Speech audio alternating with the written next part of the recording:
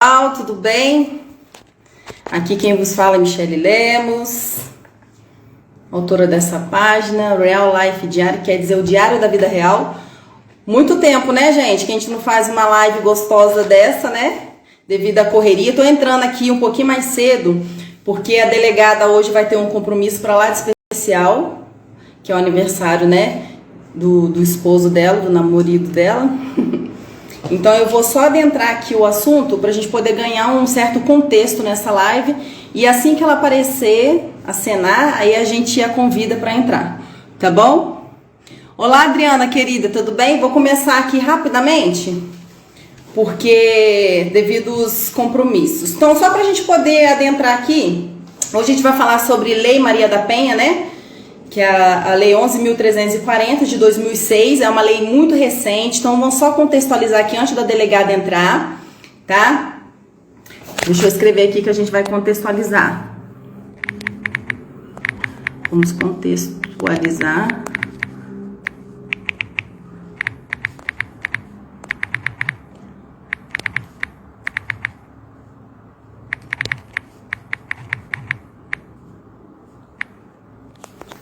Então vamos contextualizar aqui antes que a delegada nos prestigie aqui com a sua presença, tudo bem?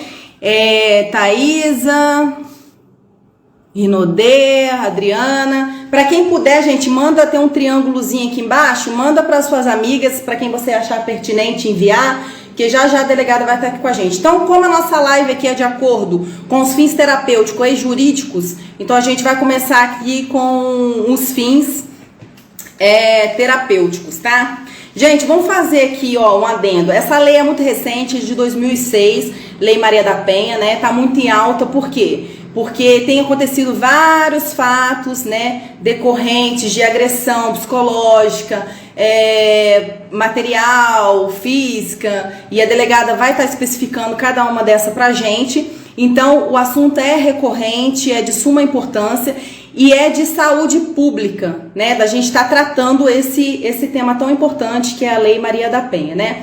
Então, vamos só contextualizar aqui que desde a época lá de Jesus, né, para falar bem verdade assim, existia agressão contra as mulheres, tá? O primeiro caso narrado na Bíblia, para vocês terem noção, foi o caso de Tamar, né, que foi violentada pelo seu irmão Aminon, né, seu irmão de consideração, que prontamente fez uma cilada contra ela, né, pedindo uma preparação de um prato, né, de comida, e ela foi servi-lo e ele atacou sua irmã.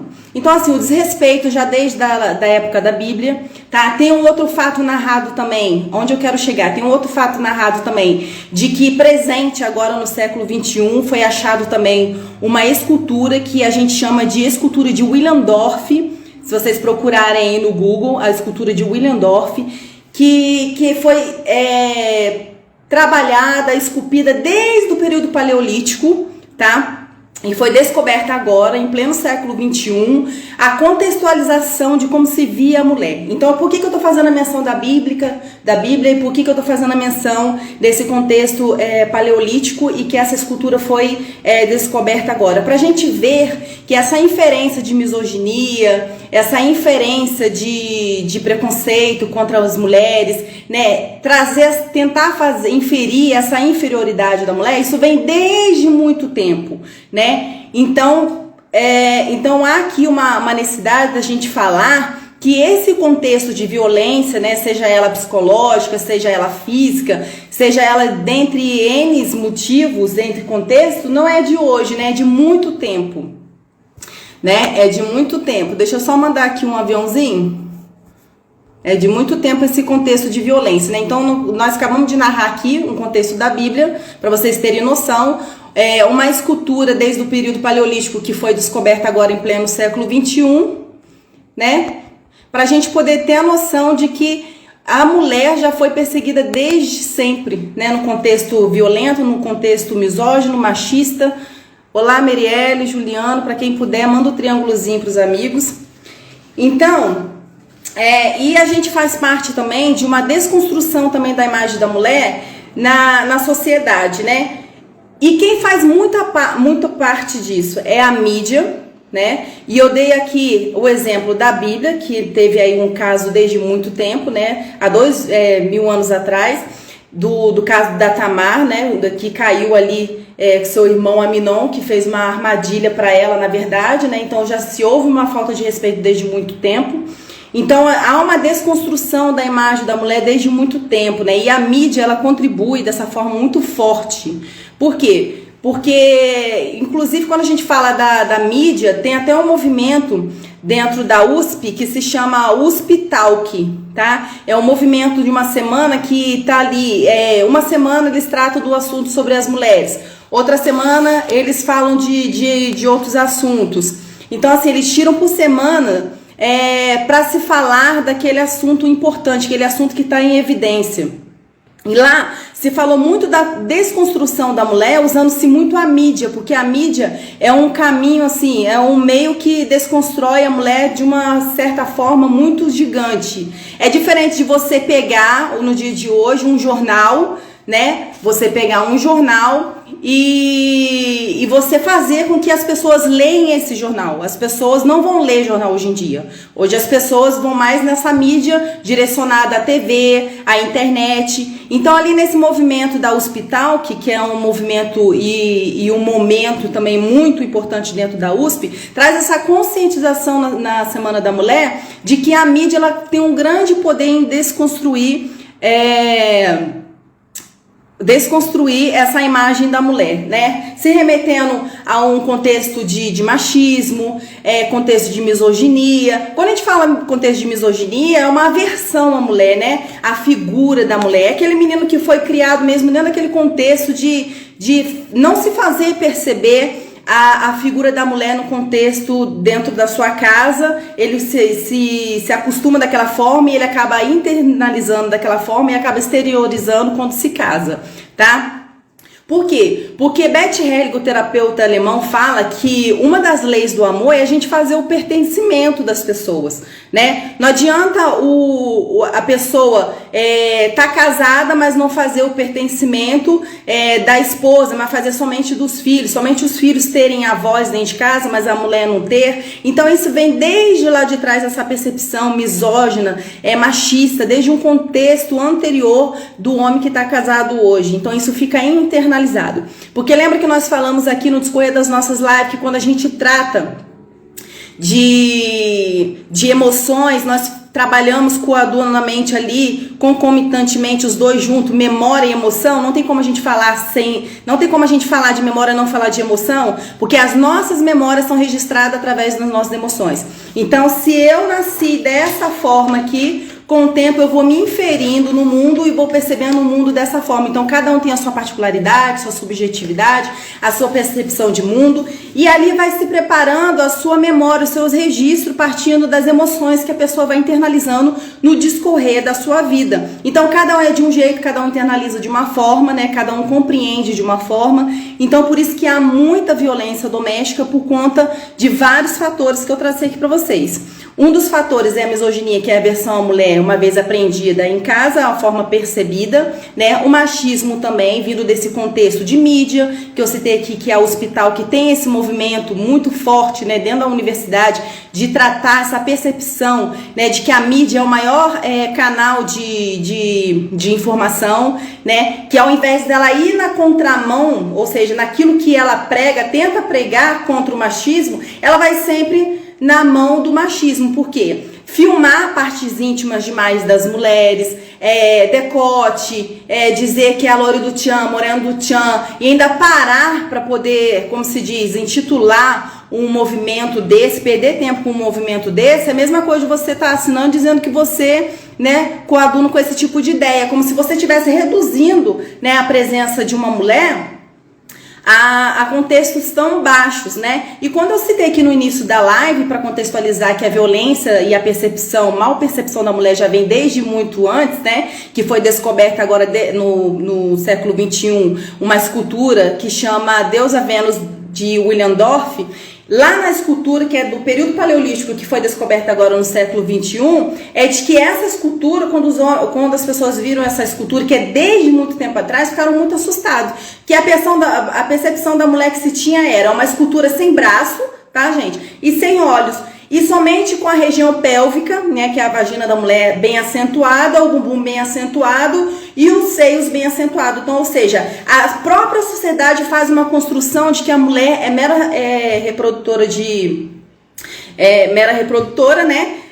E tem ali fatores associados a mulheres, a percepção associadas à mulher e ao homem predestinada na sociedade, que aí ajuda nesse contexto de misoginia, essa percepção da mulher, esse não pertencimento, não dar a voz à mulher na sociedade, não dar a voz à mulher dentro da família, e acaba que você associa a mulher sempre de uma forma reprodutora, né, sempre fazendo associação com as suas partes íntimas, né, fazendo associação da mulher ao assistencialismo, ou seja, de achar que a mulher sempre tem que nutrir, né, a fome do filho, do marido, arrumar a casa, mas nunca vendo essa pessoa como dotada de inteligência, suas percepções, suas necessidades, né?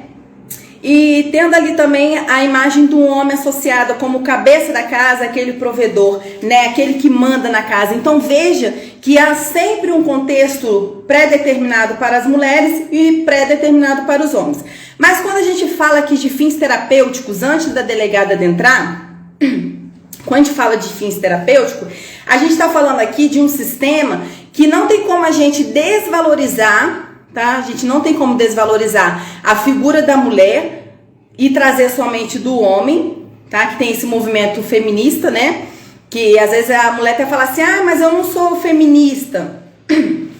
A mulher que quer os seus direitos de mulher, né, ela é feminista. O próprio movimento feminista fala disso, né? É querer os direitos da mulher, né, em prática, em pauta. Isso é feminismo. Agora, feminazi não, é você contra-atacar qualquer forma de expressão feminina, né, para tentar atacar o outro lado, ou seja, a exposição de seio, né, axilas muito cabeludas, ou seja, tentando anular o lado masculino. Mas quando a gente fala de fins terapêuticos, antes da delegada de entrar aqui, oi Bira, tudo bem? Claudineia, para quem puder, manda o aviãozinho. E quando a gente fala aqui dos fins terapêuticos, antes da delegada adentrar, para falar os fins jurídicos, quando a gente fala de fins terapêuticos, a gente fala que o que é bom para o sistema é que nem a mulher fique de um lado e nem o homem do outro. Tá? Ambos são importantes para o sistema, né? Ambos fazem parte do sistema, ou seja, não tem como fazer toda relação de amor, toda boa relação que Bert Helling traz pra gente, o psicoterapeuta alemão, que ele fala para acontecer um bom relacionamento, precisa de 3 leis, tá funcionando perfeitamente, que é o pertencimento, a hierarquia, né, e o equilíbrio, ou seja, pertencimento. Se na sua casa tem 4 pessoas, as 4 têm que ter voz, né, ou seja, tem que pertencer, né, de fato. Hierarquia, quem que chega primeiro? É o homem ou a mulher? Não, é o homem e a mulher não, o homem e a mulher meio que chegam equiparados nesse sistema, né, que eles estão formando a família, desculpa. Quando fala de hierarquia aqui para Bert Helling na formação de um bom relacionamento, que tem que respeitar essas 3 leis do amor, que é o pertencimento, todo tem que ter voz e todos devem pertencer, a hierarquia é o seguinte, os filhos devem obedecer aos pais e os pais obedecer aos avós, mas dentro do seu ponto de equilíbrio e levando em consideração o seu contexto. Então, levando em consideração o pertencimento, a hierarquia e o equilíbrio. O equilíbrio é o que? É aquele dar e receber, que é onde na maioria das vezes a gente acaba descompensando. Para quem tá aí, a gente tá falando os fins terapêuticos antes da delegada de entrar, tá? Que daqui a pouco eu vou falar onde que nasce a agressão. Então, quando a gente entra no contexto sistêmico, ou seja, aquilo que a gente chama de família, não pode entrar o homem muito acima e nem a mulher muito acima. Então, nesses movimentos que se fazem por aí, né, que a gente chama de feminazi, não feminista, né, que o feminismo em si é você correr atrás do seu direito enquanto mulher, mas feminazi não, é tentar anular a figura do homem. Então, todos esses movimentos, todos esses mecanismos, o mídia desfavorecendo a mulher, o rapaz que cresce num contexto desvalorizando a mãe, desvalorizando a avó. Então, veja que você nasce como uma folha em branco e com o tempo vão imprimindo percepções e inferências você vai fazendo no mundo onde você vive. Então, quando a gente fala de um bom sistema, de um bom relacionamento, que leva em consideração pertencimento, hierarquia e esse equilíbrio, é no sentido de quê? De que o homem não pode, retomando, não pode ser mais do que a mulher e a mulher não pode ser mais do que o homem. Então, no sistema, para se ter amor, para se ter equilíbrio, para não se ter agressão, ambos têm que entrar na mesma ordem, né? É como se fosse uma balança, os pratos devem estar equiparados. Se os pratos não estiverem equiparados, como que fica, né? Um lado fica descompensado. E se você dar demais para sua esposa e ela...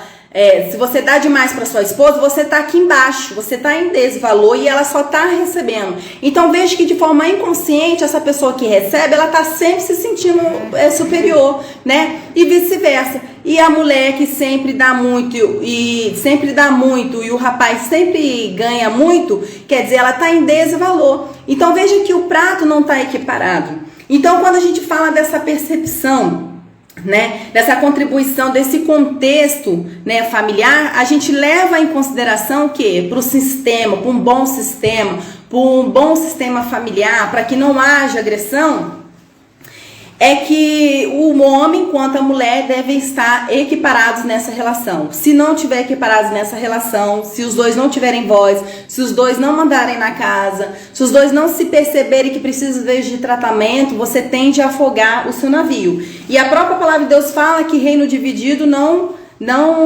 sobressai, né? A pessoa tem que ter um acordo, em comum acordo, aí as pessoas crescem. Tem que se combinar os dois.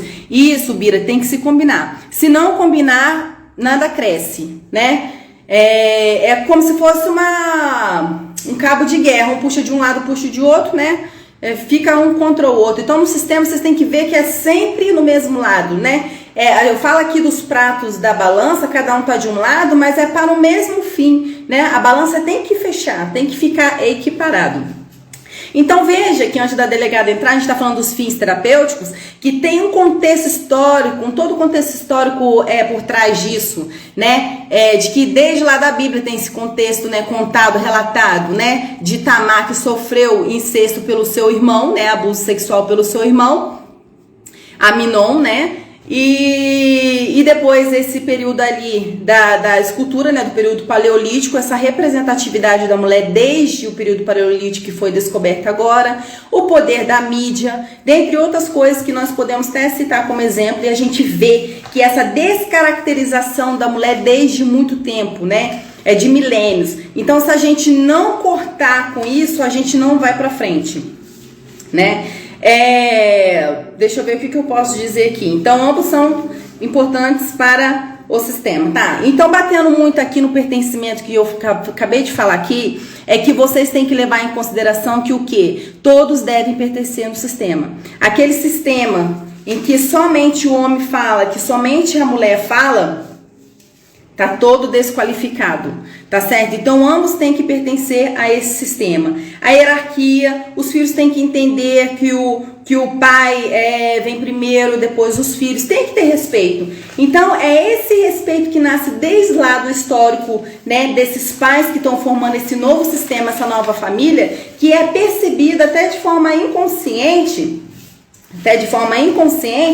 na vida desse filho. Né? Porque as nossas memórias, elas se fazem o quê? A partir das nossas emoções, que é aquilo que nós falamos, né? Para quem me segue aqui, a gente sabe que tem de volta de 20 a 25 emoções, né? Eu até listei aqui, ó, medo, raiva, nojo, surpresa, admiração, apreciação, romântico, nostálgico, satisfeito, simpático, excitação, inveja, estético, tediado, calmo, dentre outras situações fazem parte das nossas emoções. Então veja que não é somente ficar triste, ficar alegre, são N emoções. Então, à medida que você vai se percebendo, você vai se inferindo, né, de uma forma mais consciente no seu sistema, mais você equipara os pratos da balança, mais o homem e a mulher ficam ali afinados. Então, antes da delegada adentrar, vamos dar um exemplo aqui de como que começa uma agressão. Porque as pessoas levam muito em consideração, mas aqui eu quero que vocês me tomem no coração, tá? Não tô defendendo o homem e nem a mulher. Eu quero que vocês me tomem no coração. Tomar no coração é aceitar Não tudo que eu falo aqui, mas no sentido de aceitar o que é a verdade puramente para a psicologia, tá? Então, quando a gente fala aqui, fulano é agressivo, mas a mulher teve razão, mas o homem teve razão. Aqui não tô dizendo quem é que tem razão, tá? Para ser enquadrado ou não na Lei Maria da Penha, não é isso. Eu quero que vocês me tomem no coração e percebam o que eu vou dizer agora. Quando a gente fala de um contexto de agressão e como que nasce a agressão, como que vocês acham que nasce a agressão? A gente tem N motivos, né? Eu tenho tudo anotadinho aqui para não passar nada desapercebido. A gente falou que ou passa de um contexto de misoginia, né, que é uma aversão à mulher, né, que o menino percebe desde da infância lá, né, a forma com que o pai trata a mulher, né, a esposa, a forma com que trata a mãe, as mulheres do seu contexto familiar, social. Então isso, a criança acaba internalizando dentro dela a sua percepção de mundo, né? Então lembra que a criança nasce assim, todos nós nascemos assim, puramente, né, como uma tábua branca, rasa, né, como John Locke fala, e a gente vai imprimindo as nossas percepções a partir das nossas emoções. Então veja que quando a gente fala de um contexto misógino, machista, a gente parte sempre de uma percepção, né, cultural, daquilo tudo que eu vim falando com vocês no início da live. A gente parte de um contexto social, cultural, a gente parte de um contexto familiar, a gente parte de tantas percepções que vejo que a gente é holístico. A gente não é somente educação e família, a gente não é só político, a gente não é só social, a gente é um ser holístico, a gente é complexo. Então vejo que tudo por onde a gente anda, tudo perpassa a nossa vida, tudo perpassa a nossa formação, tudo perpassa a nossa personalidade. Então nasce ali a agressão, pode ser por esse motivo de misoginia, essa percepção, a aversão à mulher desde cedo, né? Por achar e perceber que a mãe não pertence ali ao contexto familiar, de que o pai somente se faz intervoz naquela família, mas a mãe não tem, a avó não tem. Então isso fica impresso na criança, essa percepção, né? Esse contexto misógino, aversão à mulher. Veja também que tem ali também o machismo, né? Veja ali que também tem a âncora da agressividade que eu coloquei aqui. Quando nasce na agressão, trazendo a âncora da agressividade, que eu coloquei aqui, anotei aqui para não passar desapercebido, que é muita coisinha e tem N motivos, só para a gente listar alguns aqui, que a doutora já adentra aqui com a gente para falar os fins terapêuticos dessa Lei Maria da Penha. Quem puder, manda um aviãozinho, gente, é um triângulozinho que tem aqui embaixo, aí vocês mandam para os amigos, para quem vocês acharem que é pertinente. Então, o motivo da agressão, um deles é a misoginia, machismo, né, que nós falamos aqui, e listei também a âncora da agressividade. A doutora já adentrou aqui, só tô terminando aqui, doutor, já vou te chamar, tá? A âncora da agressividade no sentido de quê?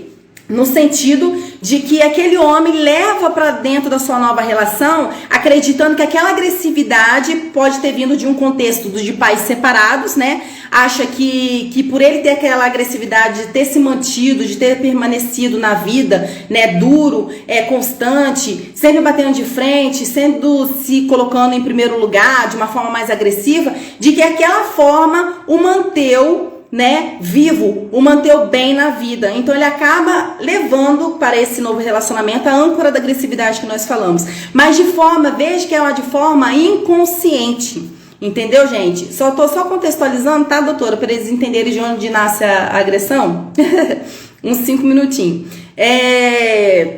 Então veja que ele leva de forma inconsciente, né, essa âncora da agressividade. Então veja que a gente é uma folha em branco, a gente vai percebendo, né, tudo à nossa volta, tudo aquilo que nós falamos aqui, a gente vai imprimindo, vai se inferindo no mundo dessa forma, e de forma inconsciente a gente vai internalizando e vai acreditando que daquela forma a gente vai dar super bem. Mas qual o tratamento desse homem que leva a âncora da agressividade? É fazer uma terapia para ele perceber, dentro dessa terapia, que agora ele tem que levar no coração, tomar no coração de que aquela âncora da agressividade só serviu para ele vencer na vida, para ele romper, para ele se manter ali firme, já que o pai dele não esteve ali presente para criá-lo, né? E que agora ele não precisa mais se valer daquela âncora da agressividade, né? E que tem uma outra pessoa ali dentro daquele contexto familiar, que se ele não abandonar aquela âncora da agressividade, ele vai acabar perdendo a sua família. Então veja que tem que ter pertencimento, todos têm que ter voz, todos devem pertencer a esse sistema, tá?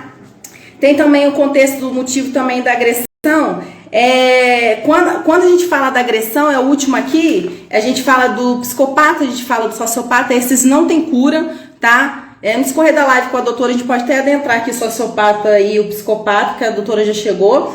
E o mais interessante aqui da agressão, um dos aspectos últimos para a doutora maravilhosa adentrar aqui com a gente, é que quando a gente fala da agressão, para a gente não só transmitir para o homem e para a mulher, quem começou, se é um homem, é só a mulher. Lembra que nós falamos aqui, mas tomar no coração de que o fato aconteceu. Bateu, agrediu, né? Ou de forma física, ou material, ou psicológica, a doutora vai explicar aqui. Mas isso é crime? Vamos até a delegacia. Mas não tomar no coração quem é que tá certo aqui. Nós estamos falando de como nasce a agressividade, as possibilidades. E o mais interessante para terminar aqui é que a gente não tem a capacidade de amar, isso é pela psicologia. Nós não temos a capacidade de amar por amar as pessoas. A gente só ama nas pessoas aquilo que é nosso e a gente vê nas pessoas. Então, por isso que às vezes nasce a agressão, uma das possibilidades. Porque a gente não se identifica de forma consciente com aquela pessoa, a gente começa a confrontar, a arrumar problema. Então, as pessoas, na medida da vida que vai convivendo, a pessoa vai mudando, sim, e a pessoa não vai se identificando mais, e aí a pessoa se torna uma pessoa agressiva, porque se você não coaduna de forma inconsciente com aquela pessoa, tipo escolha de grupo, para quem andar com você, entende? Você tende a ser agressivo com essa pessoa por achar que ela está diferente de você. Então são aí, eu falei misoginia, psicopatia, sociopatia, eu falei do contexto misógino, né? Falei de tanta coisa, a doutora já chegou e eu tenho que chamar essa maravilhosa para estar aqui com a gente. Meu Deus do céu, é mole? Deixa eu ver aqui. Tá. Essa pessoa fala. Eu adiantei aqui, porque a doutora hoje tem compromisso, um outro compromisso. E eu já adiantei. Olá, doutora Jane Clébia, tudo bem? Não estou ouvindo. Ih, não? Ai, meu Deus do céu. Tá. Conseguiu? Gente, vamos ver. Vou chamá-la aqui de novo. Vamos pedir a Deus aqui para a internet dar tudo certo. Porque é assim mesmo, ao vivo é assim mesmo. Ah, tá, peraí. Ai, vai dar certo, se Deus quiser.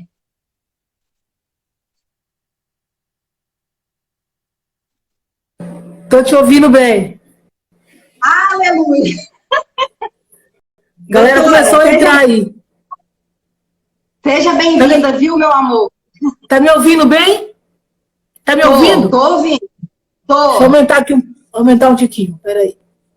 Tá bom. E a senhora consegue me ouvir? Bem, tô te ouvindo bem. Ai, meu Deus. A senhora me perdoa que eu estava introduzindo aqui o assunto, tá bom? A senhora seja bem-vinda, tá? Essa é a doutora Jane Clébia, delegada, autoridade policial. Ela é lotada no Paranoá, né, doutora? Não, eu fui chefe do Paranoá, agora eu estou na direção da Polícia Civil, assim, na assessoria, né? E estou voltando para uma delegacia. Ainda estou fazendo um charmezinho, uma surpresa, qual será a delegacia, mas logo, logo vocês vão me ver novamente na mídia, na delegacia, prendendo, correndo atrás desses autores do crime. Em mais ou menos uns 15 dias, eu devo estar novamente aí na linha de frente, que é onde eu gosto de trabalhar. Então, já entramos aí, o povo da minha página está entrando também. Dizer que é um prazer, Michele, prazer estar com você. Muito obrigada. Eu estava ouvindo aí a sua fala, aí eu pensei assim, em vez de eu ser entrevistada, sou eu que vou te entrevistar. Porque você colocou assim, você colocou alguns aspectos que para mim são muito importantes, mas que para mim são dúvidas, na verdade, né? Que nós estamos falando de violência e você é especialista, você é do ramo da psicologia, então você traz alguns aspectos da psicologia para explicar, para entender a questão da violência doméstica. É muito curioso. Mas aí eu já ia deixar uma pergunta. Você coloca ali, que você fala da relação do agressor com os pais e que ele teria que entender essa relação para que ele não reproduzisse esse comportamento agressor, esse comportamento violento. Mas aí, então, ele só faria isso por meio de uma terapia. Aí eu vou te deixar a primeira pergunta. Não quero te emparedar, não, tá? Mas vou deixar uma pergunta que, para mim, é uma dúvida e é importante isso. Em regra, quando a gente fala de sociedade, começa a discutir dentro da própria psicologia, você toma por base um padrão de pessoas que parte de um patamar médio, como se fosse daqui para cima. Alguém, em tese, que teria condições de, por exemplo, fazer uma terapia. E a gente sabe que terapia, apesar de importante, necessária, ela acaba sendo quase que um luxo.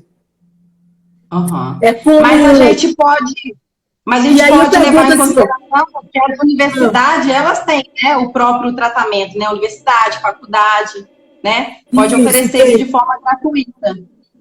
Hoje é um dos temas que nós sonhamos, né? A gente pede muito para fazer esse intercâmbio, para que nas delegacias, por exemplo, o local de atendimento à mulher vítima fosse possível essa equipe multidisciplinar.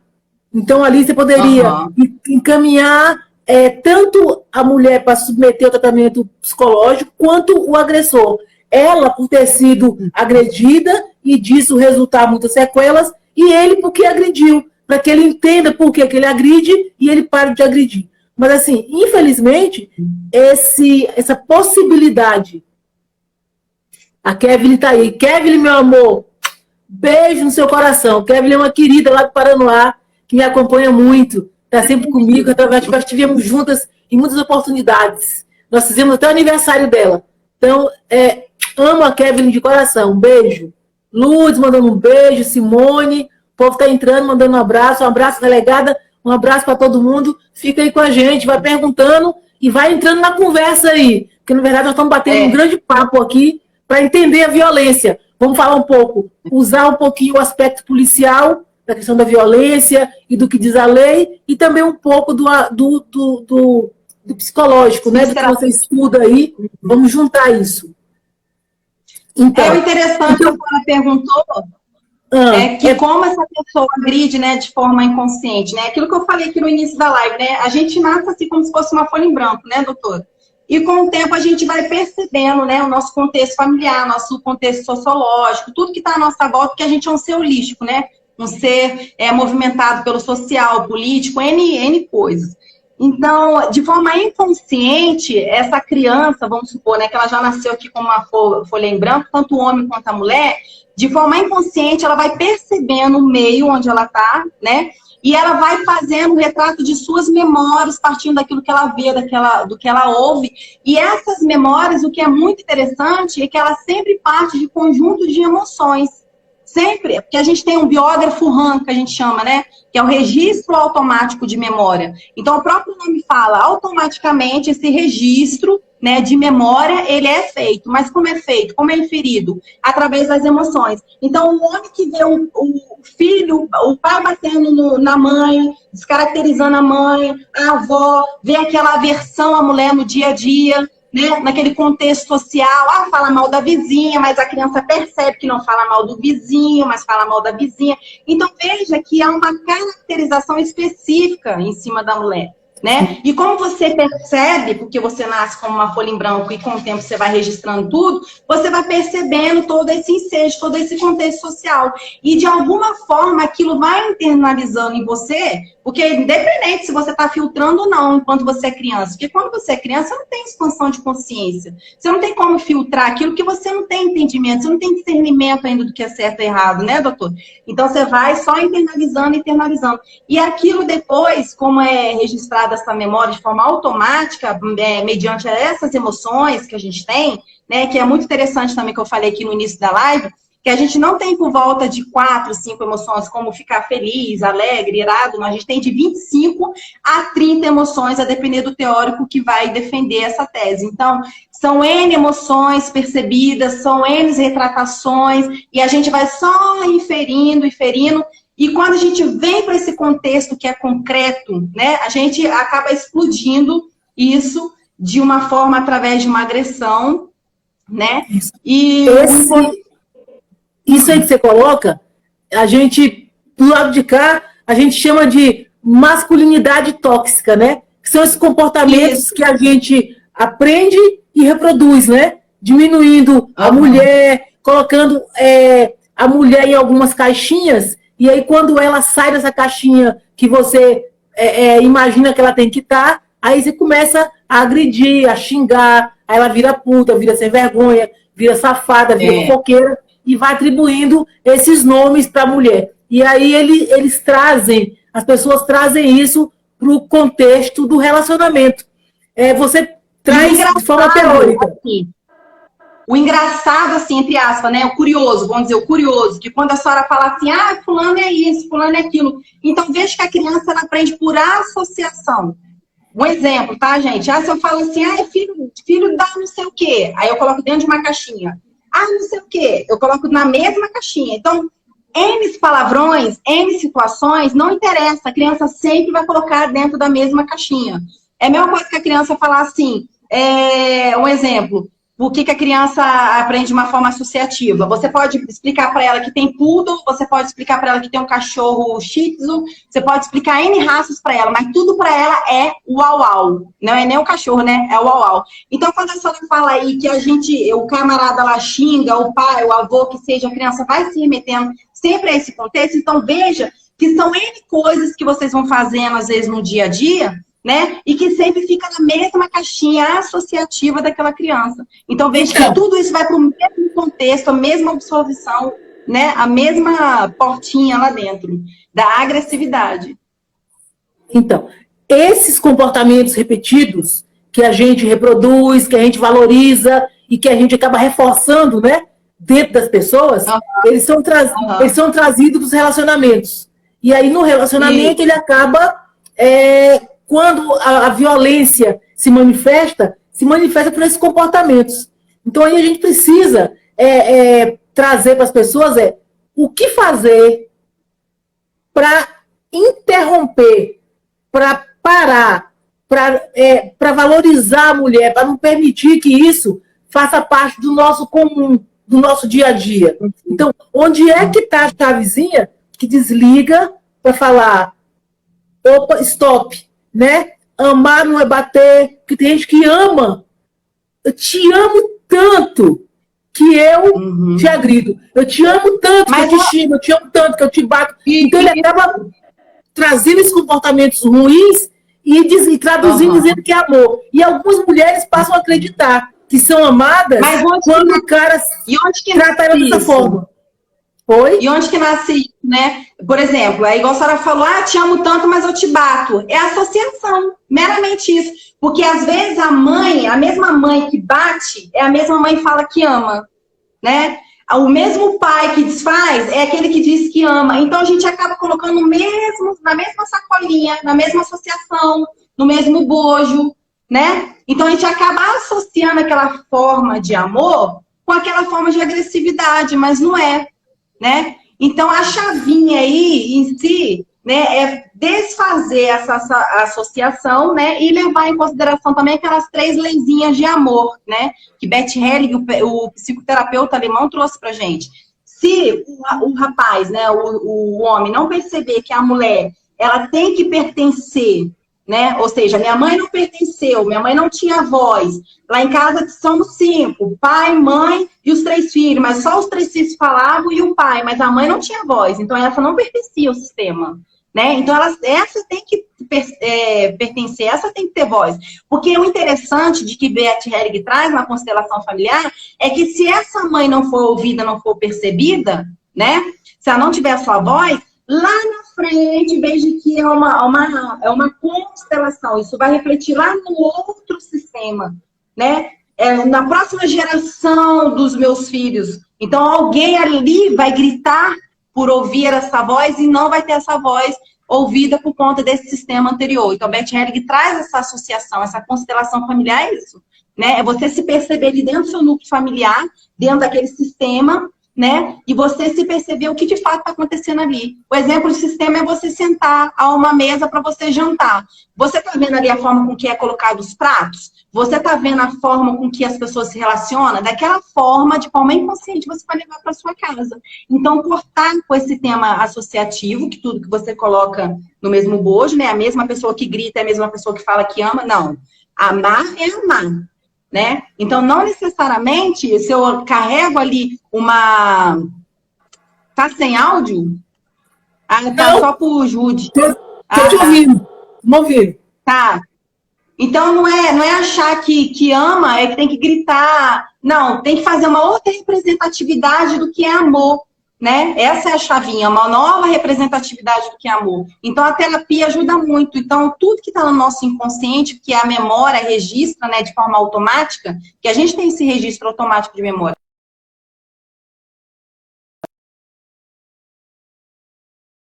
Um outro conteúdo, um outro elemento.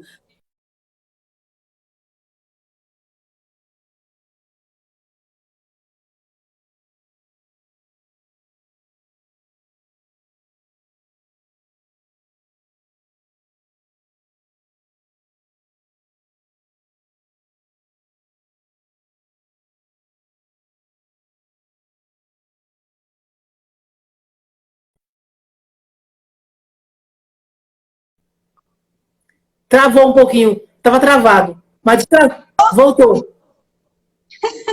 Então, voltou, veja voltou. que há uma necessidade de ressignificar, entendeu? Quando você ressignifica, aí tudo fica lindo, né? Você faz uma nova percepção do que de fato tem que ser. Não aquilo que ficou registradinho dentro da gente, mas do que de fato é o correto. Então, mas é assim, ó, a gente precisa trabalhar, ter a perspectiva teórica, e eu entendo, compreendo, e tem o prático, tem hoje, tem o dia a dia. Como é que você traz isso do teórico para o prático, para o nosso dia a dia? Essa semana nós tivemos pelo menos 3 mulheres mortas, né? Aliás, foram 4 mulheres mortas em apenas um final de semana, em uma semana. Uma foi o companheiro que estava com ciúme, se cortou o pescoço dela, né? A outra foi lá no Paraná, em Itapuã, a outra foi em Sobradinho, morreu a tiros, e por aí vai. É esse sentimento de posse. Todas essas questões que você colocou aí, mas que na cabeça desse companheiro, ele é dono daquela mulher e que ela, em algum momento, contrariou essa posse dele, essa posse livre, essa posse que ele faz com ela o que quer. Então, quando ele não consegue mais fazer com ela o que quer, pensar do jeito que ele quer, dar as respostas que ele espera, então ele vem simplesmente e mata, né? Então, é esse calar essa mulher, mas calar de forma violenta, ou com agressão, ou com xingamento, ou até com a própria morte. Então, a gente precisa trazer para as pessoas como interromper isso. A terapia, eu acho, assim, show de bola, acho muito interessante, mas hoje ainda não é possível. Então, a gente tem que falar de defesa, né? Como é que essa mulher se defende disso? Se esse companheiro, infelizmente, não tem a oportunidade, por exemplo, de fazer uma terapia. Tem alguém que colocou aqui, ó, que foi companheira de um PM, foi agredida a vida inteira, que ninguém nunca a ouviu e nunca tá aqui, meu ex-marido é um policial militar, nada aconteceu com ele, a PM nunca me apoiou. Então, respondendo para essa, a gente sabe disso, que nós temos muitos policiais, e aí eu estou falando de mim mesma, né, da minha instituição. Nós temos policiais que também passam por esses problemas, né? Mentais, que associação, que cresceu, que confunde amor com violência e acaba se manifestando, agredindo a companheira. Uma resposta bem prática. Ela sempre falou e nunca foi ouvida. Então, você tem que... Ela buscou inicialmente na própria PM um apoio. Não achou, vai para a delegacia. Não achou, vai para o Ministério Público. Mas, na verdade, ela não pode ficar esperando que essa instituição dê a resposta que ela quer. Está sofrendo, te agrediu, busque apoio, busque ajuda. O ideal seria que essa instituição, hoje nós já temos decretos no DF, que todos os policiais que, porventura, tenham qualquer questão de violência doméstica, né? Registrou ocorrência, a primeira coisa, ele perde a arma. Já tem ali a suspensão do porte de arma para diminuir o risco que essa mulher está sofrendo. Então, essa é uma parte importante, porque, com certeza, as mulheres já são vulneráveis. Quando o cara não tem uma arma, imagine o cara de posse de uma arma, né? De arma, e treinado, e sabendo atirar, e tendo a arma à disposição dele a hora que ele quiser. Então, ela corre um risco muito maior. Então, ela precisa buscar esse apoio, se afastar. E quando a gente fala de afastar, a gente não está falando de interromper, de acabar com o relacionamento, acabar com os casamentos, não. Mas para você, naquele primeiro momento, romper com a violência, você precisa de uma distância.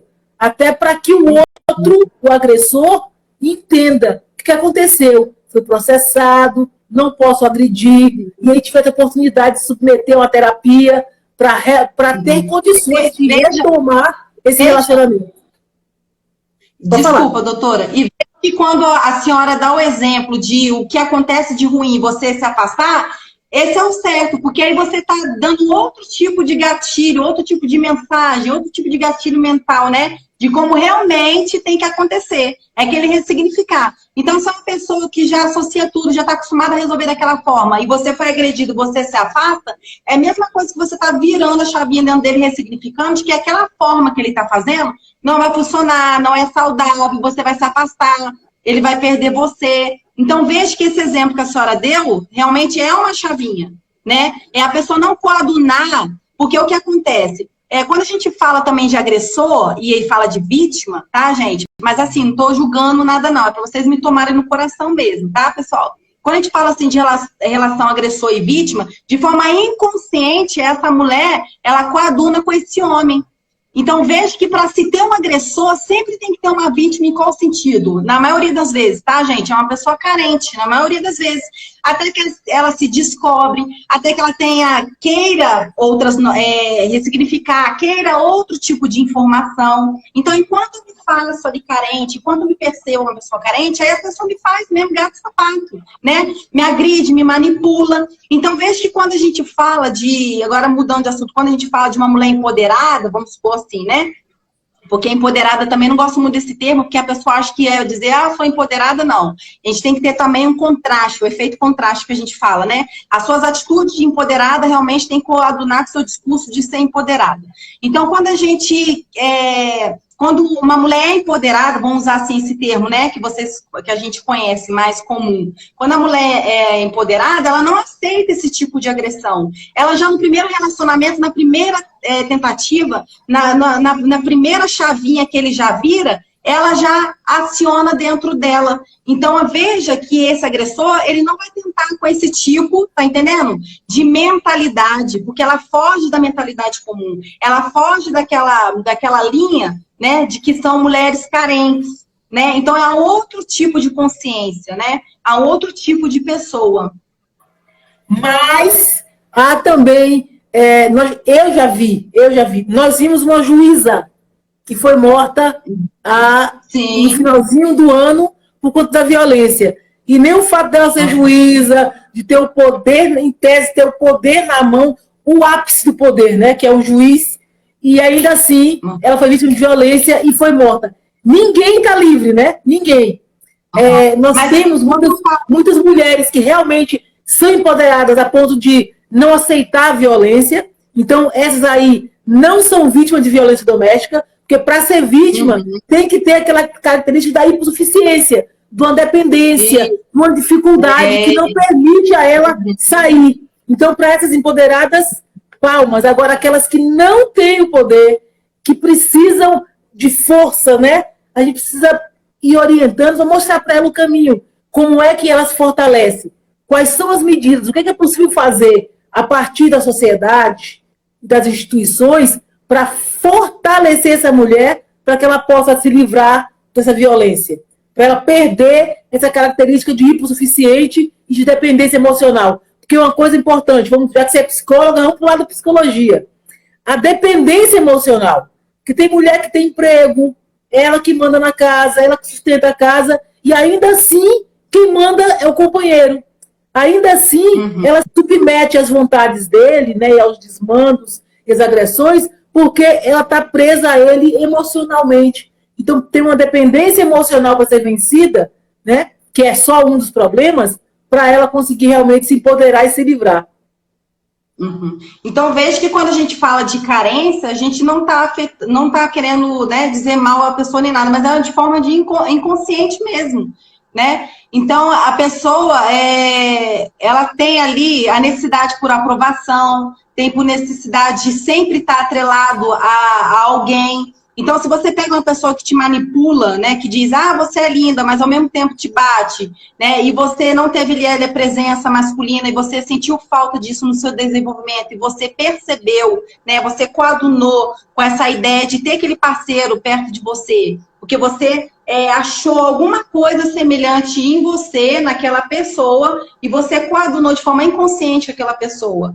Né? Então você tem que quebrar com esses padrões, né? Dessa mentalidade comum. Então a carência não é algo assim consciente, é inconsciente mesmo, vem de uma necessidade sua, né? De estar sempre acompanhado, sempre ser correspondido pelo outro. Você não se vê como alguém autônomo mesmo, embora você seja uma juíza, você seja uma doutora, né, você seja empoderada, você tenha a sua condição, né, em dia financeira, mas você não se vê daquela forma, você tem que se ver daquela forma. Então, estar sempre antenado mesmo com outros tipos de informação, que nem nós damos aqui o exemplo de contextos, né, de misoginia, machismo, desde a época da Bíblia, nós citamos aqui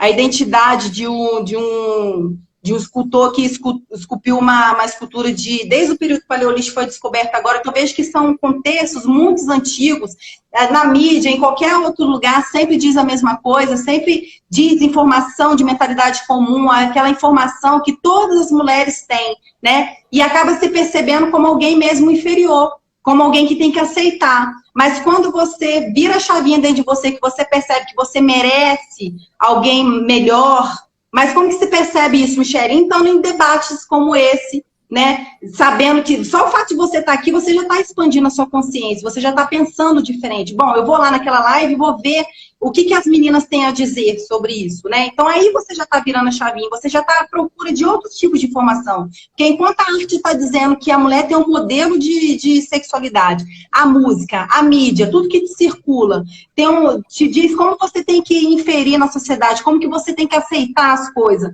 E a partir do momento que você vira a chave e faz outro tipo de escolha, você vai na contramão, você já está expandindo a sua consciência, você já está ressignificando. Então, esse, para mim, é o caminho, sabe? O indicativo mesmo. Da pessoa se contextualizar de outra forma. Fala, doutora, que eu falo muito. Não, eu tô tentando encaixar que eu sou muito prática. É assim, a gente não tem... Você tem a oportunidade de teorizar, né? Você consegue pegar a situação e trazer, e trazer o teórico. Eu consigo enxergar o prático, o dia a dia, né? É a mulher que foi agredida, assim, mesmo que o agressor passe por todos esses problemas, né? Tenha toda essa questão de identificação, de repetição de comportamento, tem tudo isso. Mas o nosso dia a dia, nós, por exemplo, usar como exemplo Paranoá e Itapuã, é o local que eu trabalhei nos últimos 2 anos. Nós tivemos, em 2019, perto de 900 ocorrências de violência doméstica. Foi em torno de 875. Isso, registros, sem contar aquelas pessoas que sofrem violência e não buscam ajuda e vão continuar abusadas, mas sem procurar uma ajuda. Então, em números absolutos, é simplesmente alarmante. Então, é uma epidemia de violência. E, infelizmente, lá, a gente não tem tempo de dizer assim, olha, o casal está sofrendo, né? Porque ele trouxe essa vivência, ela tem essa vivência, faltou identificação, ou a gente precisa colocar os dois para fazer uma terapia para realmente retomar.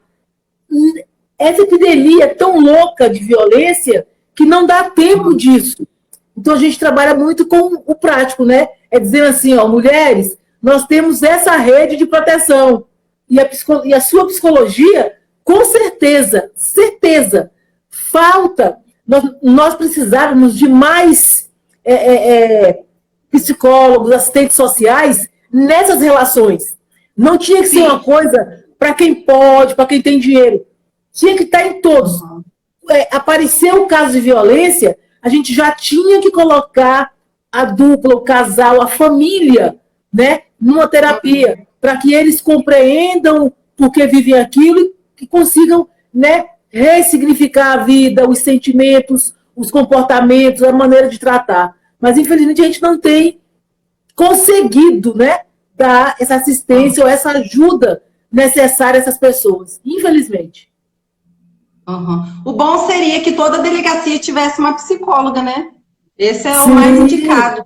Porque a pessoa sair de casa e procurar uma terapia ou uma psicoterapia que seja, a pessoa já pensa assim,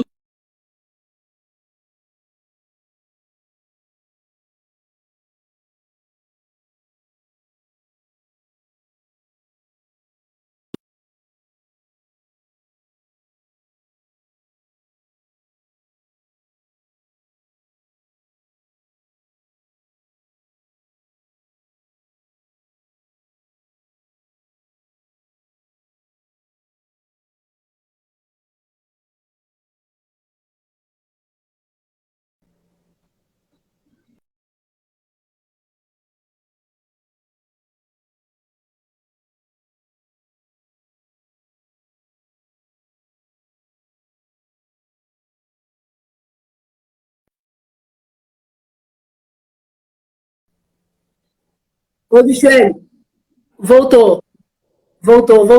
Que tinha dado uma travada. Travou. é porque o negócio aqui tá bom. Verdade. Então, bom que toda delegacia tivesse uma psicóloga, porque as pessoas já têm aquele estigma. Vou sair daqui de casa procurar a terapia, isso é coisa de doido. Então, a senhora já falou aí, tem vários relatos, 900 é ocorrência, mas isso fora o que não é relatado, né? Não é registrado. Então, quando a pessoa registrasse, tivesse ali uma psicóloga dando um atendimento e canalizasse, né, percebesse ali, ouvindo todo o contexto da pessoa, né? Que uma das coisas que me encantou na senhora, tá? A senhora tem N qualidades, mas teve uma coisa que me deixou apaixonada pela senhora. Quando a senhora falou assim, foi até esses dias, eu adoro ouvir o contexto todo, né, toda a narrativa da agressão. E esse é o caminho mesmo, você tem que ouvir a narrativa toda de como começou, até para a pessoa se perceber que o próprio fato da pessoa já voltar lá atrás, pegar a informação, a pessoa já vai começando virando a chavinha. E esse é o caminho mesmo, é ouvir tudo, até pelo fato da medida protetiva, né, doutora? Você tem que ouvir tudo para realmente você pautar ali e justificar realmente uma medida protetiva. Você não pode dar de modo, né? Nada. Uma coisa interessante é que tem muitas mulheres que vão à delegacia e elas não querem a força, a mão pesada da lei. Por exemplo, não querem o companheiro preso. Eu fico imaginando, essas pessoas, às vezes, elas estão em busca de outro tipo de ajuda, que seria essa ajuda psicológica. Sim. Ela quer resolver o problema dela, mas ela não quer ir preso. Ela quer resolver, mas ela não quer perder o relacionamento. Então, sim, essas alternativas tinham que estar disponíveis, né? Para dizer assim, não, antes de entrar com essa parte mais dura da lei, de aprender, vamos tentar ali uma conversa, um tratamento, né? Um afastamento e submeter os dois a esse atendimento psicológico, para ver se eles conseguem retomar a vida. Então, assim, acho que são alternativas necessárias, mas, infelizmente, distante da gente ainda, muito distante do alcance da maioria das pessoas. Em média, em regra, as pessoas não têm essa oportunidade. Mas veja também que a agressão também, né, sendo ela psicológica que seja, também vicia, né? Então a pessoa fica naquele vício. É a mesma coisa que perder ali a adrenalina do dia a dia. Então, para você se desvincular daquela pessoa, tem que ter mesmo tratamento, tem que ter remédio, tem que ter acompanhamento, porque isso não é de uma hora para outra. Agora, doutora, mudando rapidamente aqui o contexto, vindo aqui de um contexto misógino, machista, que a gente já falou aqui, já relatou tudo isso, e como a lei de 2006 é tão recente, o que a senhora acha que falta aí para essa lei? Porque o que eu tenho aqui é que essa lei mesmo, ela não tipifica crimes, né? Na verdade, ela trouxe mais proteção à mulher e severidade na punição do autor, né? Então, o que a senhora acha que falta para essa lei? Porque eu acho ela tão recente, 2006, né? Ao contexto que nós vimos aí todo, né? Desde o período paleolítico, essa representatividade, forma de escultura, né? De cultura. São 14 anos da edição da lei, e a nossa lei é considerada uma das melhores do mundo. Temos aí a chilena e a espanhola que rivalizam com a nossa, mas de 190 e tantos países no mundo, nós temos uma das 3 melhores leis do mundo. Então, nossa lei, ela é muito boa. Mas, apesar de ser muito boa, do papel à realidade, a distância é gigantesca. E a gente tem se aperfeiçoado, a lei tem mudado a cada dia. Todo dia surge uma decisão nova ou uma alteração da lei para que ela fique ainda melhor. Por exemplo, até 2018, quando tinha uma medida protetiva, né? O companheiro, sei lá, o namorado agrediu a mulher. O juiz determinava o afastamento dele do lar. E ele simplesmente se lixava para aquela determinação, pulava o muro, entrava para dentro da casa e falava: essa casa aqui é minha também, vou ficar aqui. Então havia um descumprimento daquela lei. Isso só tornava esse agressor desobediente. Então a desobediência era um TC. Então ele entendia o quê? Danada. A lei já foi alterada para, se ele descumprir, ele é preso e não tem nem fiança. Então a lei se alterou para endurecer. Hoje, eu estava na TV Justiça, num programa que eu fui convidada lá para falar sobre a tornozeleira eletrônica. No estado de São Paulo, eles já implementaram tornozeleira eletrônica para o agressor. Então, a partir de agora, o homem que praticou uma violência doméstica, a mulher tem medida protetiva e vão colocar uma tornozeleira nesse agressor, para que ele possa ser monitorado e realmente se manter à distância, para que ele consiga cumprir isso.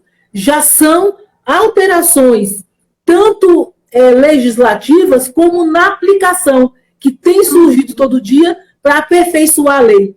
Então, a lei em si ela é boa e ela tem surgido mudanças. Por exemplo, uma mudança que eu sonho, a lei já traz que cada delegacia tem que ter um ambiente diferenciado de atendimento.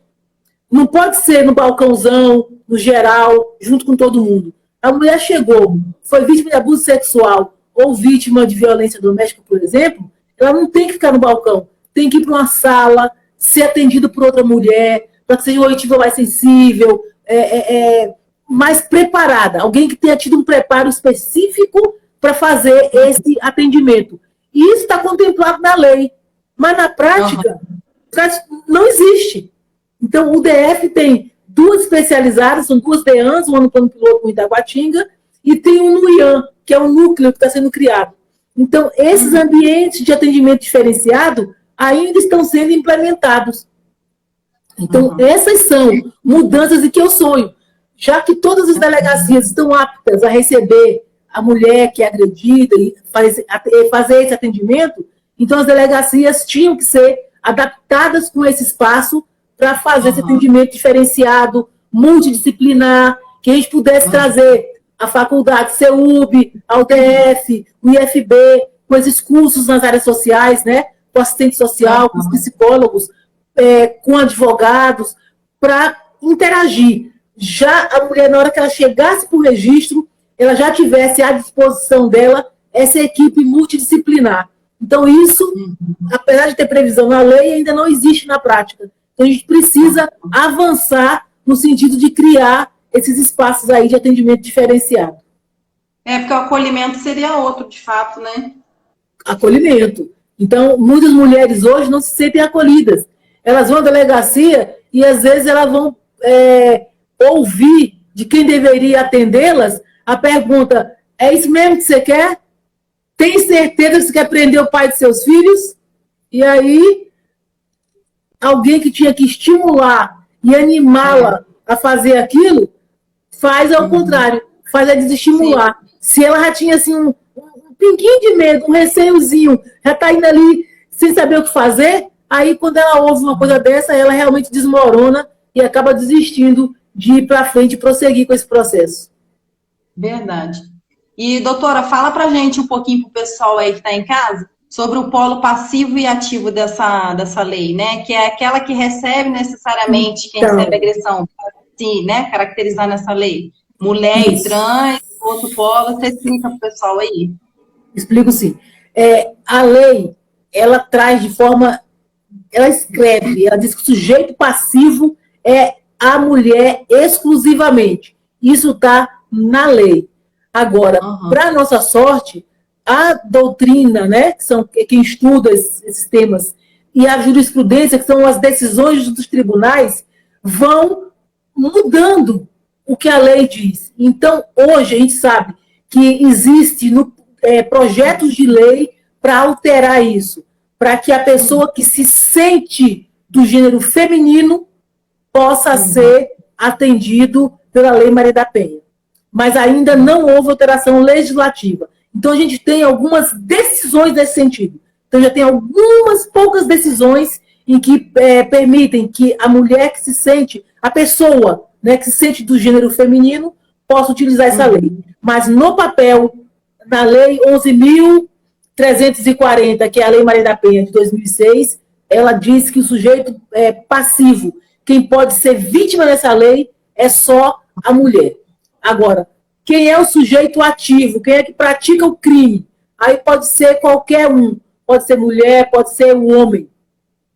E, como eu falei, que tem a diferença do que diz a lei e do que é na prática. Por exemplo, a lei fala que violência doméstica vai acontecer no âmbito dos relacionamentos, né?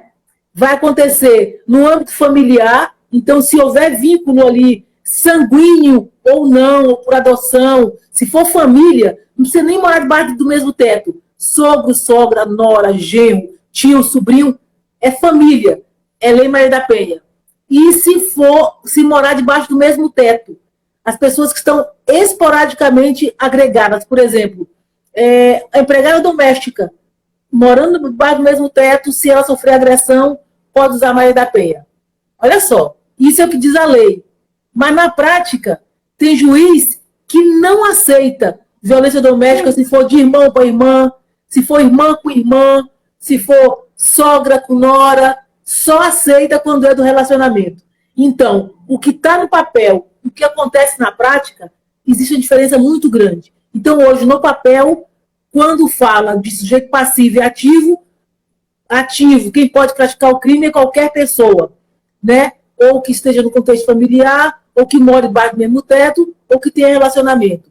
Agora, a lei tem uma exceçãozinha, que ela fala que quando a mulher é vítima, ela fala que independe de orientação sexual. Então, a própria lei já abriu espaço para os relacionamentos homoafetivos. Mas aí, quando ela fala de relacionamento homoafetivo, no relacionamento mulher-mulher, é possível usar a Lei Maria da Penha. Está descrito na lei. Mas quem se sente apenas do gênero feminino, infelizmente, ainda não pode utilizar a Lei Maria da Penha. Tem projeto de lei para alterar isso e poucas decisões que vieram nesse sentido. Será que esse fato aí que o juiz não enquadra como Lei Maria da Penha, será que está ligado à vulnerabilidade? Porque essa lei traz aí, né, essa peculiaridade da vulnerabilidade e risco, né? Será que é isso? Não, porque na verdade precisa esse aspectozinho que chama-se de hipossuficiência, né? Então, só vai ser vítima de violência doméstica, ou só vai se sujeitar, ou ser sujeito passivo dessa lei, se a mulher tiver essa hipossuficiência. Só que isso é subjetivo demais para você caracterizar, para você conseguir dizer que tem presente a questão de gênero, né? Que ela está sendo agredida porque ela é mulher. Porque a prova disso é muito difícil. Não, ele agrediu porque ele é mais forte, ele agrediu porque ele se sente o macho, e nem sempre, a gente sabe que nem sempre é assim. Mas a gente sabe que na relação, às vezes, irmão e irmã, o irmão usa mesmo a força física, Ele acha que a mulher tem um lugar dele, que ele, por ele ser homem, ser macho, ele substitui naturalmente o pai, que quando o pai não manda, quem manda é ele, e se a irmã não obedecer, ele vai xingar, vai agredir do mesmo jeito. Certeza que nós estamos diante de uma questão de gênero nessa relação irmão e irmã. E a lei já disse que tem que se aplicar a lei Maria da Penha. E a gente não consegue. Você vai lá e faz Maria da Penha, quando chegar no judiciário, alguns juízes vão lá e falam assim, não se trata de lei Maria da Penha. E manda para a vara comum, entendeu? Dizendo que é só uma briga comum e que não se aplica nessa situação a questão de gênero. Então, hoje, para entender a questão de gênero, ainda é subjetivo do aplicador da lei. Então, para você entender que naquela situação existe a questão de gênero, é muito difícil. Difícil para quem recebeu aquele casal, aquele mulher, aquele homem naquele primeiro momento, e é difícil que passa por um promotor e depois por um juiz. E os três têm que ter o mesmo entendimento de que está presente a questão de gênero. Né? Mesma sensibilidade. E é aquilo que a senhora falou, ouvir todo o contexto. Quem é que tem a paciência de ouvir todo o contexto? Nós, mulheres, né? Na maioria das vezes tem que ser assim mesmo. Delegacias especializadas, a oitiva feita por mulheres, né? Porque aí traz essa... né?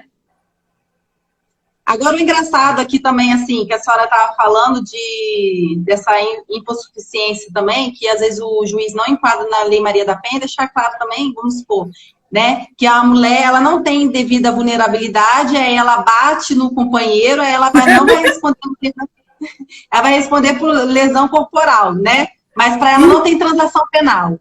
Aí o rapaz que bate na esposa, né, mas ela não é vulnerável, vai responder por lesão corporal, mas para ele não tem a transação penal. Isso é muito interessante, né? Tipo, para ela tem tudo, para ele não tem nada. Então, mas é porque nisso é a questão da subjetividade da lei. Entendeu?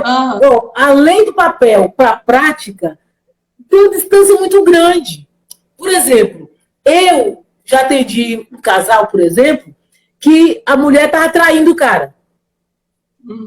Traiu, largou os filhos sozinho lá, juntou com uma amiga e foi atrás de um ex-noivo dela lá no Ocidental. Aí o cara lá ligou pro marido e falou assim, olha, segura da mulher aí que ela tá aqui perturbando meu casamento. Aí ela chega em casa, ele falou, olha, já que você quer ir atrás do seu ex-noivo, eu vou ficar com os meus filhos, minha mãe vai ajudar a criar, você tá livre. Pode ir embora. O que ela fez? Ficou puta da vida, quebrou tudo que tinha em casa, quebrou a televisão. E no que ela quebrou, ela machucou o braço. Ela falou assim, agora eu vou na delegacia e vou te ferrar. Usou o nome mais feio ainda. Mas vou lá te ferrar. Isso é possível? Tranquilamente. Eu digo o seguinte, tem mulheres que são boas atrizes? A gente sabe que tem. Que são atrizes maravilhosas. Então, uma mulher, se ela quiser... Nesse contexto que você falou, fala assim, eu vou ferrar meu companheiro, ela vai lá, faz um teatro, fala, me bateu, conta uma história e ninguém tira. Porque, na verdade, falar de violência doméstica, você fala de intimidade.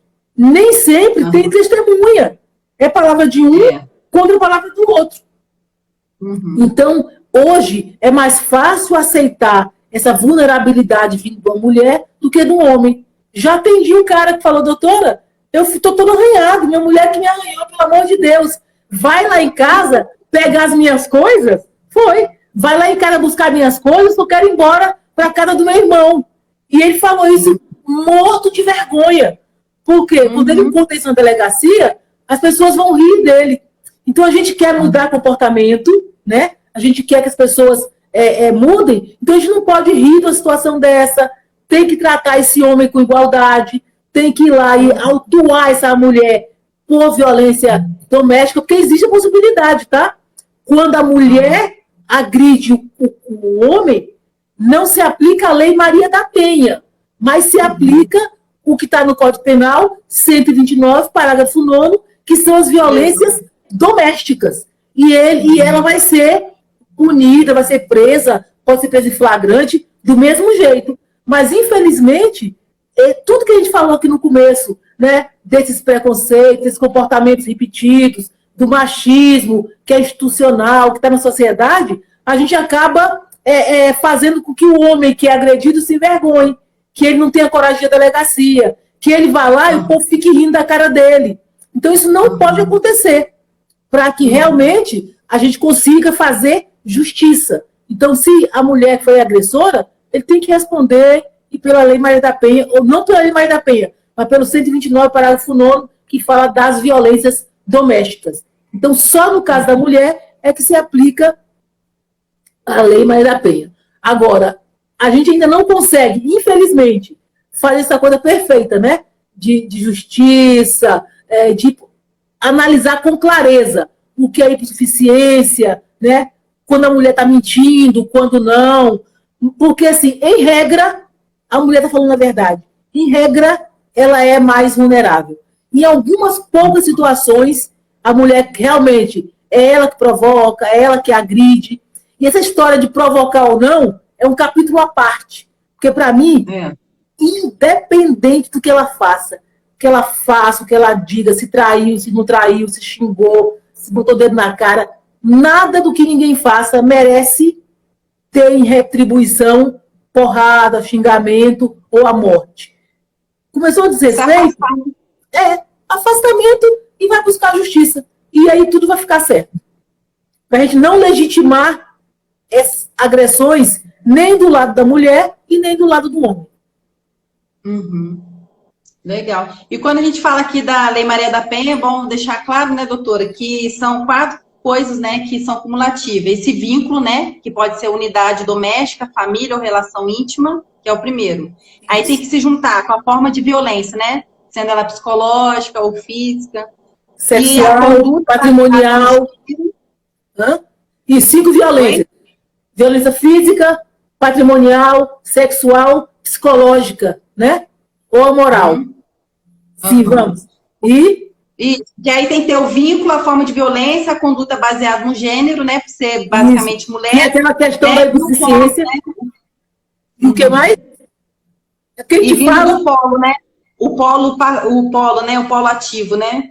Partindo de mulher ou homem. Isso, mas aí tem que juntar tudo isso, né? Juntar tudo isso e mais a hipossuficiência, né? Que a senhora falou. Isso. Então tem que ter, relacionamento íntimo de afeto com quem conviva ou tenha convivido. Então, quer dizer, se for convivente, namorado, tiver um relacionamento, é Maria da Penha para sempre, né?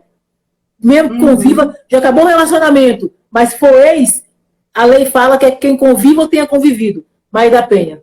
Então, se for familiar, que eu já expliquei, não precisa morar debaixo do mesmo teto. Ou se morar debaixo do mesmo teto, não precisa um vínculo familiar. Então, tá aí o primeiro aspecto.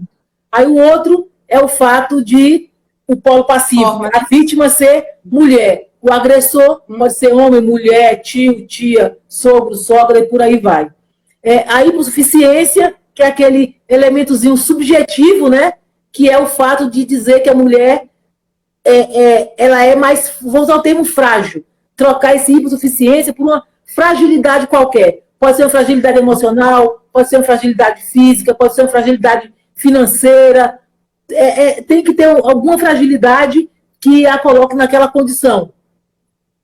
E a questão do gênero, né? Está sendo agredida porque ela é mulher, e isso ainda é mais subjetivo, ainda é mais difícil ainda de conseguir descrever isso. Doutora, eu tô acabando, tá? Porque hoje é dia de festa aí, né? O aniversário do seu namorado. Acabou de chegar aqui, tô ouvindo o carro dele ali embaixo. Ele tá vindo para gente jantar. Eu vou liberar a senhora, senão ele puxa minha orelha. Rapidamente, fala só pra gente aqui da medida protetiva, naquele aspecto de mais proteção, encaminhamento para o ML, né? A oitiva, como é feita. Só basicamente isso, até chegar na medida protetiva, que é aquele rol, né, que a mulher assinala, mas tem um rol taxativo. A senhora pode falar mais ou menos como que é que chega na medida protetiva? Desde da oitiva até... Tá. Chegando à delegacia, ela conta lá que sofreu uma violência e que precisa se afastar. A narrativa dela leva a essa compreensão de que ela não pode ficar naquele contexto, tem que ser afastada. A lei fala que nas comarcas que não tenha juiz, o delegado pode. Não é o caso do DF, que tem juiz em todas as circunscrições, né?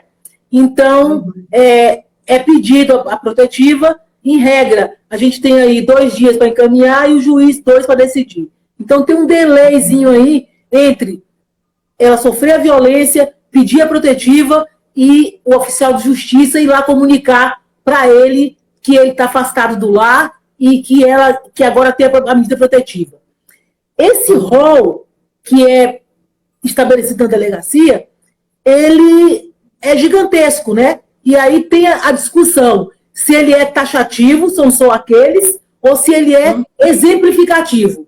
Então, em regra, a gente só usa aquela lista que está ali, que pode ser afastamento deles do lar, afastamento das crianças, a possibilidade de transferir ela de algum emprego para ela ser protegida, a proibição dele de frequentar determinados lugares, a suspensão do porte de arma, pedir alimentos para a mulher que não trabalha.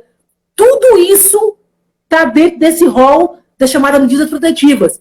Pede tudo ali na delegacia, encaminha e o juiz defere. Hoje, no DF, não leva mais que 2 dias. No prazo aí, em regra, 1 dia, 2 dias no máximo, isso já é comunicado para o agressor e a mulher tem isso em mãos. Na DP, tem a questão, se tiver uma lesão, qualquer que seja a lesão no corpo dela, ela tem que ir ao IML. Por quê? A lei diz que todo crime que deixa vestígio tem que ter um laudo. Então, por isso a importância do laudo. Mas muitas mulheres recebem aquele memorando e, coitadas, não tem carro, não tem dinheiro, mora longe, não vão ao IML. Quando chega na audiência, o advogado, qualquer um, mais fraquinho que seja, vai falar assim: excelência, crime que deixa vestígio, tem uma lesão corporal e não tem um laudo. Sabe o que vai acontecer? Aquele processo vai ser extinto. É o que o povo fala que não vai dar em nada. Então, o laudo é muito importante. Se tiver lesão, o que a gente tem orientado às mulheres? Se for uma parte do corpo que possa ser fotografado, tira uma foto e leva para a delegacia aquela foto. Por quê?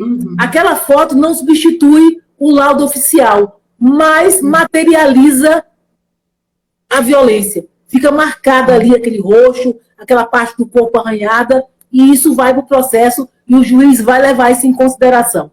E aí, na delegacia, se a mulher não tiver condições de ir pelos próprios meios, ela pode pedir que a delegacia encaminhe ela. Por quê? A lei determina que a autoridade policial, que é o delegado e seus agentes, encaminhem a vítima. Então, se ela não puder ir, ela tem que pedir para ser levada. Então, a polícia tem que levar, submeter ao exame e trazê-la de volta. Por quê? Para que esse laudo faça parte ali desse processo, desses autos. Então é isso. A protetiva pode ser negada? Pode. E uma pergunta que fazem: e se tiver protetiva e o casal fizer as pazes? Que é uma coisa possível e é comum. Uma vez que de cada 10 ocorrências que começam, 8 vão se encerrar. A mulher vai desistir, não vai prosseguir. Então, existem muitas situações em que tem a protetiva e o casal quer retomar. Como é que faz? Se tiver protetiva e o casal pensar em retomar, tem que ir à justiça, tem que ir à delegacia, tem que pedir para aquela medida protetiva ser revogada, para que eles possam voltar a conviver. Por quê? Se volta para casa sem afastar a protetiva, aquele agressor, mesmo estando na casa com o consentimento da mulher, ele pode ser preso, porque ele está em descumprimento de medida protetiva. Tá ótimo. Tá excelente, doutora. Quero agradecer a senhora, tá, pela presença, porque tem várias coisas ainda para a gente conversar. A gente pode até marcar um segundo encontro, né? Porque hoje você tem um segundo encontro aí bem especial, né? Que é o aniversário. Aniversário do maridão hoje. Foi um prazer, viu, conhecer a senhora. E quero marcar uma outra live, se for possível. A gente vai fazer outra, assim, para a gente aprofundar essa questão que você trouxe, que é muito importante. Agora, a gente precisa, eu acho, de forma prática, trazer esse conhecimento de vocês, trazer o conhecimento do psicólogo urgentemente para dentro dos procedimentos. de violência doméstica. Porque, para mim, essa é uma das partes que faltam. É você complementar esse atendimento com atendimento psicológico.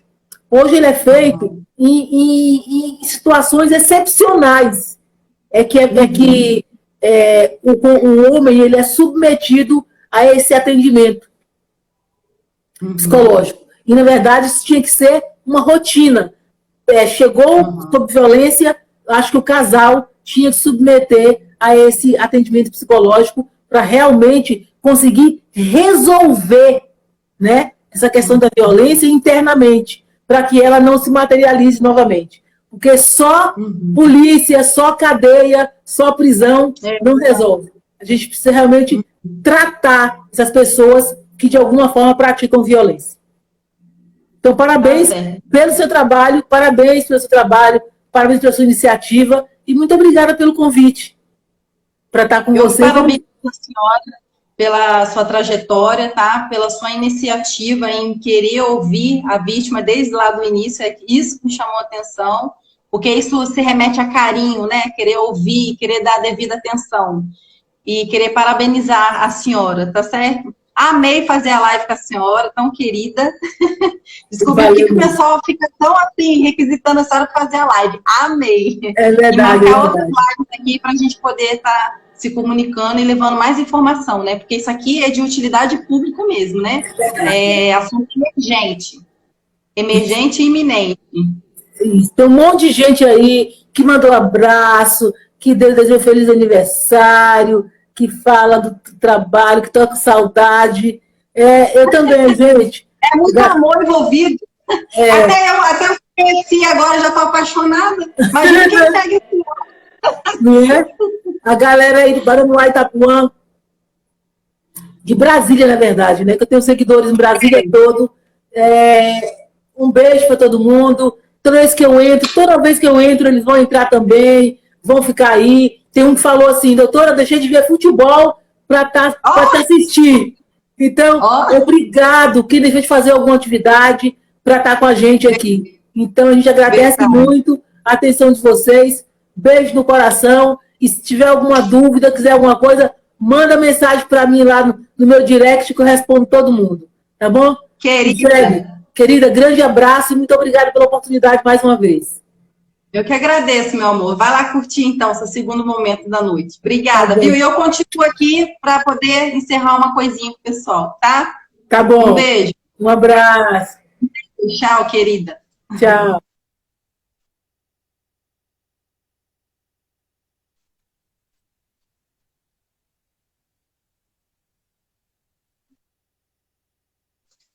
Bom, gente, eu nem sei se eu ainda estou online, né? Está aparecendo aqui, ó, o sinal. Acho que eu estou, porque está chegando as mensagens. Quero, então, aqui agradecer a todos vocês novamente. Então, para quem tiver com dúvida como nasce a agressão, retoma aqui o início da live para ouvir a doutora novamente. Quero aqui agradecer, em particular, o pessoal que ficou aqui, tá? O pessoal que veio da página da doutora. Meu muito obrigada. Gente, volta aqui, que aí vai mostrar como que nasce a agressividade, as possibilidades. Aí a gente vai marcar um segundo encontro para a gente poder aprofundar um pouquinho mais sobre o ciúme, N coisas que, né, emerge a violência doméstica, né, porque a gente fica na correria de entrar nos fins terapêuticos e jurídicos e com medo de não dar conta, de dar tempo, porque ela tem um segundo encontro aí, que é o aniversário do namorado dela, tá certo? Mas vai ter outros encontros aqui. Então, meu muito obrigada novamente. E no dia 15 do 6 aqui, eu vou estar tendo um encontro com o Dr. Cazé, tá? Que Vossa Excelência, Dr. Cazé Fortes, que é autoridade no assunto, no combate de pedofilia, e a gente vai estar adentrando também os fins terapêuticos aqui também, falando desde o cheiro das crianças que são abusadas, o cheiro que emite, mudança de comportamento, e ele vai estar entrando, né, e especificamente aquilo que é da área dele, né, relatos de audiência, ele como promotor de justiça, o que ele viu de legal nisso, que ele possa passar para a gente, né, como aprendizado, como, na verdade, medida, né, de segurança, medida preventiva no combate dos crimes de pedofilia. Então, no dia 15 do 6, se eu não me engano, tem que ver aqui na minha agenda, tem até que emitir aqui o post. Gente, muito obrigada, tá? Um beijo, fiquem com Deus. Tchau, beijo.